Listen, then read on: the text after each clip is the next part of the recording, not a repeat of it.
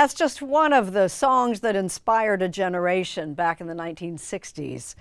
All these years later, the legendary Joan Baez is still at it. But as Tracy Smith found out, singing isn't her only talent.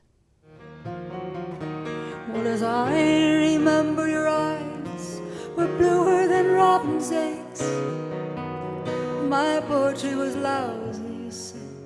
For 60 years, Joan Baez traveled the world, raising her clear soprano voice in song and in protest. And if you're offering me diamonds and rust, I've already paid. But in 2018, she toured for the last time and came home to this little slice of paradise near San Francisco, where she feels free to express a less serious side. You are the farthest thing from a witch. There are good witches. That is true. If she's a witch, she's got magic to spare. Along with singing, Baez has been drawing upside down and writing backwards since she was a kid. So we'll put a hat on this lady to make it interesting. Oh, yeah. And now she's put her drawings in a book.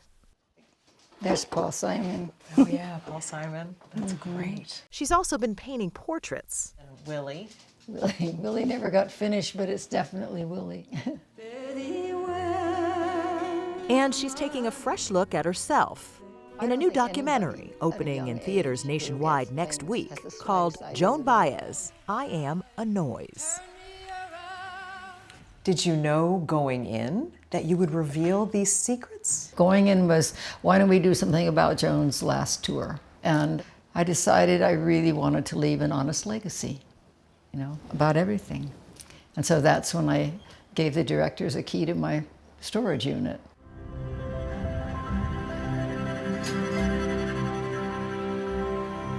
Her mother saved everything: home movies, letters, drawings. But Joan had never even looked at it. When I go in there, it's the first time I've ever been. First time. Yeah. I pitched myself into a sea of memories and headed blindly for the marrow of the inner core me. Dark, dark, dark. The answer, my friend, is blowing in the wind. Joan Baez's public life is well documented. 40 studio and live albums, just about every music honor there is, including her 2017 induction into the Rock and Roll Hall of Fame. Amazing grace. And decades of concerts and marches and human rights causes. We shall overcome. We shall overcome. You were there for the March on Washington in 1963 with Dr. Martin Luther King. Were you hopeful then? I was smart then, and I was smart enough to know that we shall overcome did not mean probably in this lifetime. So I was dug in. I knew this was going to be a long battle. In the 1960s, she toured with a fellow warrior, Bob Dylan. They fell in love, but it didn't last. You said that Bob Dylan broke your heart. It was probably the deepest I've ever felt for somebody, and I had a little clue to that is I think when somebody walks away from you, you feel a lot more than if you walk away from them. And I got walked away from in a big way, and it was hard to get over. Hi, Bob. In 1967, Baez was arrested for blocking the entrances to military induction centers in Oakland, California. The journalist and anti-Vietnam War activist David Harris visited her in jail. You two got married, you got pregnant, and then he went to prison. Mm-hmm. That is a rough way to start a Yeah, marriage. it was not an ideal way to start. And for me, somebody who wanted to be a perfect wife and perfect mother and all of that, it was, none of it really was possible. But, these chickens. The chicken just wants to comment. Who's at the door? Hello, ladies. Seems fitting that Joan Baez has a flock of chickens. She says she does better with crowds than one-on-one. The one-on-one was too difficult. The one on 2,000, not such a problem. She and David Harris divorced amicably in 1973, and she's happily single. I don't want to take on one more thing, like trying to find the appropriate partner. It seems such an exhausting idea that I said, I quit.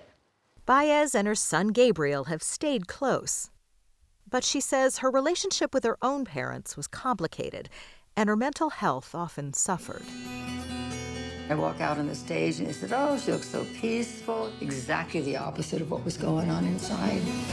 In the documentary, Baez reveals that as adults, she and her sister Mimi came to believe that their father had been sexually inappropriate with them when they were children.